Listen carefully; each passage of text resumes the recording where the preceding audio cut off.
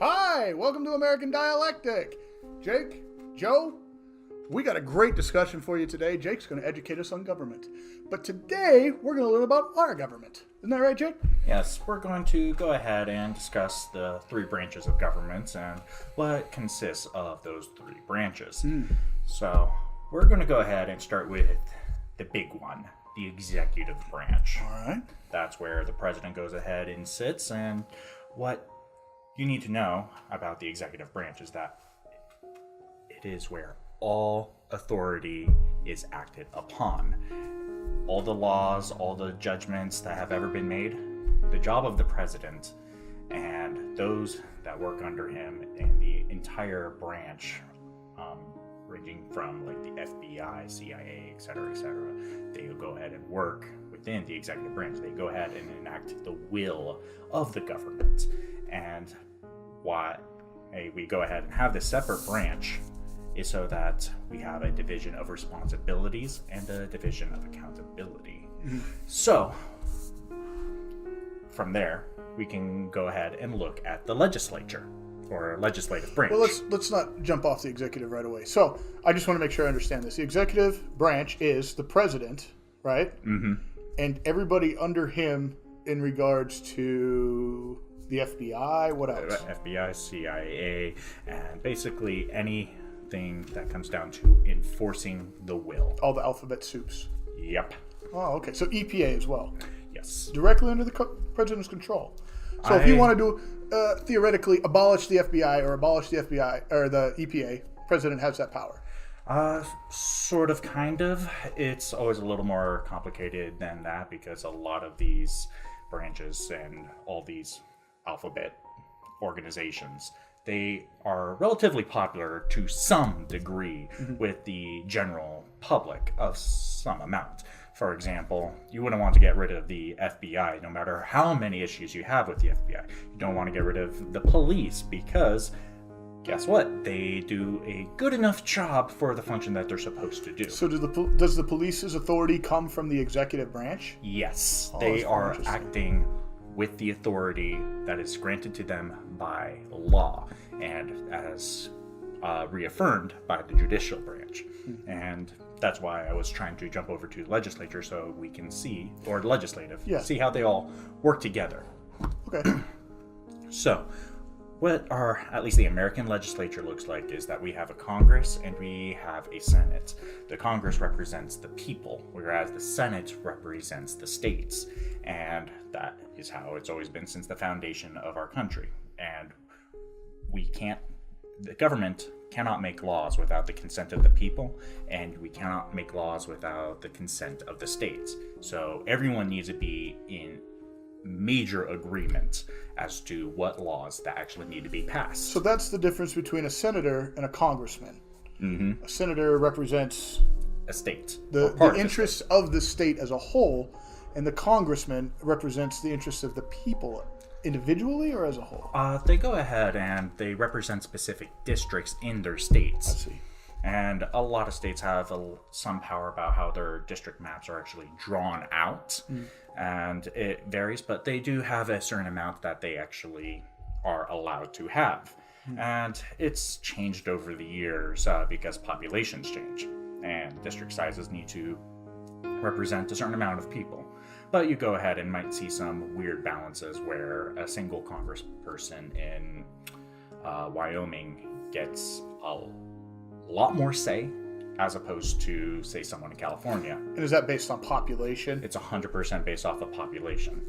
And a lot of people really, really want a lot more power vested into Congress because they believe, well, the people and all that, and that's perfectly fair. But the idea is to, in order to prevent tyranny, is to go ahead and have states that, or the Senate, to be able to turn around and say, no, what you're doing would be oppressive towards us in our entirety inside of these states. And it's like you're all going down to a grocery store or actually a restaurant, and everyone wants to decide what to order, and let's say 3 people, or with a group of three people, and two of them, they want tofu, but you want real chicken. But thing is, there's only so much money. Do you really want those two people to go ahead and force that tofu on you when you're willing to pay a little extra to have your chicken? Yeah, no, definitely not. Tofu's disgusting. So it's a way to go ahead and actually protect people from people, protect us from tyranny. We don't want mob rule, which is a very real problem when we go ahead and have too much democracy. And that is something that our government has been designed, because we don't want people's passions to control government. And on top of that, Congress, they actually have a lot more turnover as opposed to the Senate. Senators, they go ahead and they actually can do a lot more long-term planning, whereas Congress does a lot more short-term planning, and they respond to the whims of the people. And what you can go ahead and do with the Congress is it's a great pulse for the people, but for the health of the nation, no, you want to look at the Senate, because they have more time, because they don't have to worry about the people. They just have to worry about their states. Fascinating. I like that balance. So it's a legislative branch, right? Oh yeah, that's all legislature. They write the laws, they pass the budgets, they do a large number of things that are vested Control in the purse strings. So what's the final branch? Judicial. And this is one that has actually drawn a lot of controversy, because actually one of our respective senators actually called out to all of the Senate that the legislature is no longer doing its job. I forget the man's name, but he made a rather impassioned speech about the reason that people are going ahead and fighting tooth and nail in the judicial branch in order to get our Supreme Court picks is because more and more, and Democrats and Republicans are both super guilty of this. They don't want to make decisions. They want to kick the decisions to the courts. And effectively, for the last couple of decades, the judicial branch, for all intents and purposes, has been writing law. For example, when they went ahead and overturned the gay marriage bans, they effectively wrote into law gay marriage is legal. And you can say that's a good thing or a bad thing that the judicial system can go ahead and do that, but do we really want to also at the same time empower the courts to turn around and say the opposite must be true and enforced? And that's kind of what the judicial branch does. It just really reinforces and says what laws are legal, what laws aren't legal, based off of our Constitution. And that's all our Constitution just provides us a framework. It doesn't tell us everything that we do, but it does outline the powers granted to the people and to the different organs of the government. So if I understand this right, the legislative branch is supposed to create the law, right? They're supposed to tell us we've debated and this is what we came up with. And I believe the judicial branch is sort of an oversight. They're supposed to interpret that law, take a look at the law and say, yes, this is constitutional, we can do this. Or no, listen, you're treading upon these people too much, you can't do this. Well, treading upon whatever. Even if it's treading on people, if it's within the constitutional limit, the job of the judicial branch is say, yeah, you might be assholes, pardon my French, but it's within your right to be that. Gotcha. So it's constitutional or not constitutional. That's the whole job of the judicial department. And what's happening is the legislative branch is pushing off its decision making to the oversight. So the people are supposed to look at it and say, yes, you can do this, or no, you can't do this. Instead, they're looking at it and saying, this is a good idea, or no, this is a bad idea. And that's not the way it's supposed to work. That's not how it's supposed to work, because then really we only have two powerful decision-making bodies of the government. Right. Those who go ahead and interpret the law, who are effectively writing the laws, and the president. I think that this whole situation over the wall is a great example of how broken our legislative branch is. Oh, yeah. And I think, if I might add one thing, I believe that part of it is that they have a financial incentive to be the way they are. They don't want to lose their jobs. So if a decision comes out of the legislative branch, out of Congress or the House, it says this, that's against what that particular congressperson's base says, they're going to lose. They're going to reelect somebody else. Oh, yeah. And it's say, you didn't fight for us. Oh, yeah. And it's one of the reasons why the legislature goes ahead and has a ridiculous amount of other organs.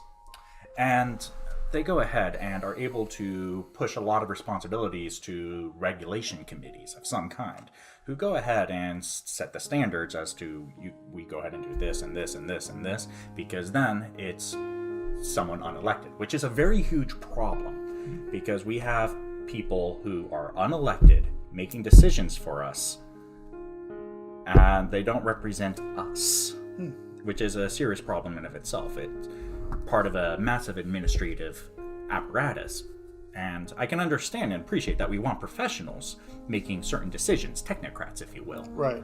But the responsibility of the legislature is to go ahead and have these discussions publicly for us all, and they go ahead and they are held accountable for the decisions.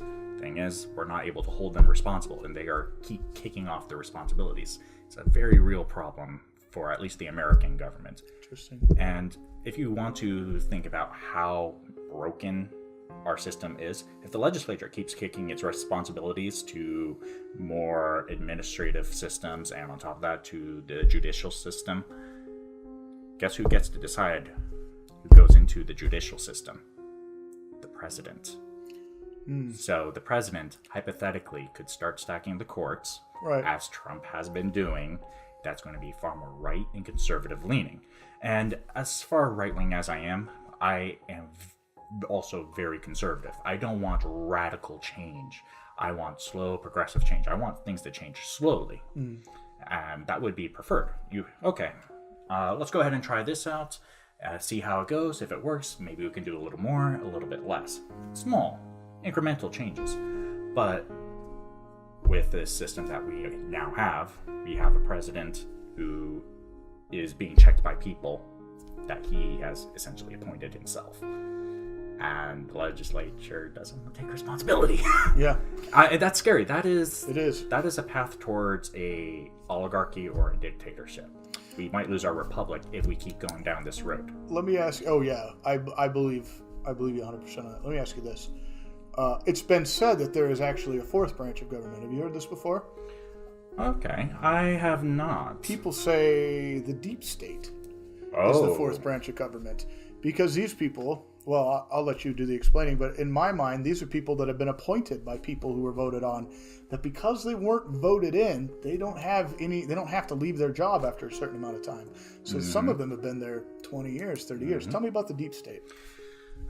It's a little bit of a misnomer in my opinion, but that's essentially what the administrative bureaucracy is. And they just go ahead and make decisions, define the regulations, and go ahead and set the standards for how America is supposed to be. And it's, well, of course, people are always changing, coming in and coming out, coming in, coming out, but you always have a lot more senior staff who are always going to be far more secure in their jobs. And there is a fine line between having some administrations that go ahead and make these decisions that are unelected. But when that's your entire government, it stops looking like a republic and starts looking like a dictatorship. But like when the legislative branch isn't doing its job. And we need our branches to do their jobs. We can't just keep letting them kick the can down the road or pawn it off. And Congress is guilty of this. The Senate is guilty of this. The entire legislative branch is just paralyzed with making a decision of doing the right thing. And of course, sometimes they'll come together and try to accomplish something. Take, for example, Obamacare. They managed to get that passed through eventually. But not before he appropriated billions of dollars through an executive order. Or I believe he declared a state of emergency, didn't he? Talking about Trump? No, I'm talking about Obama, in order to get the funding for Medicaid for all or whatever for Obamacare.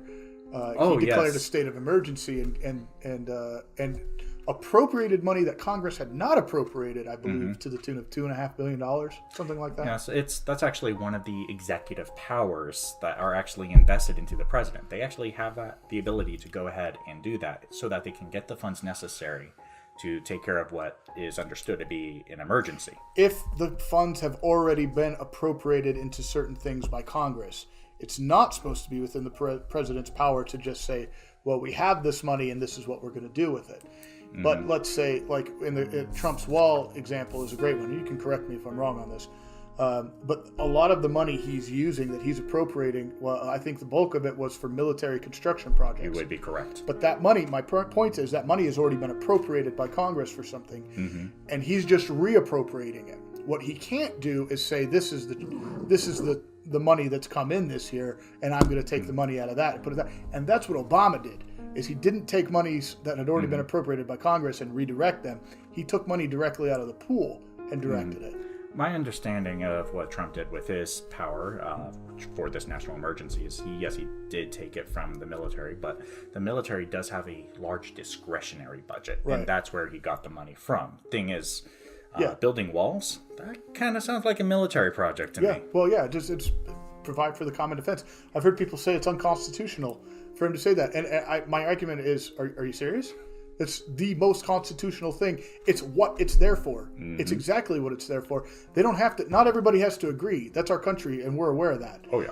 But if we have a president who believes that our nation states are in trouble and facing consequences from our southern border, it's his job to build a wall, and that's literally provide for the common defense. That's what it's in there for. I think it's the most. But anyway, any more comments on the different branches of government? In regards to the three branches, they're supposed to be checks and balances. That's the entire principle. Traditionally, throughout much of human history, a lot of the responsibility was invested into the single leader. And because it was always invested into that single leader, they go ahead and appoint other people under them to go ahead and administrate essentially itself. But if someone doesn't please you, you kick him out. But creating the separation of powers, it was ingenious when it was first conceived, because the executive can't do anything unless if it is legal first. And guess what? The emergency powers, very legal.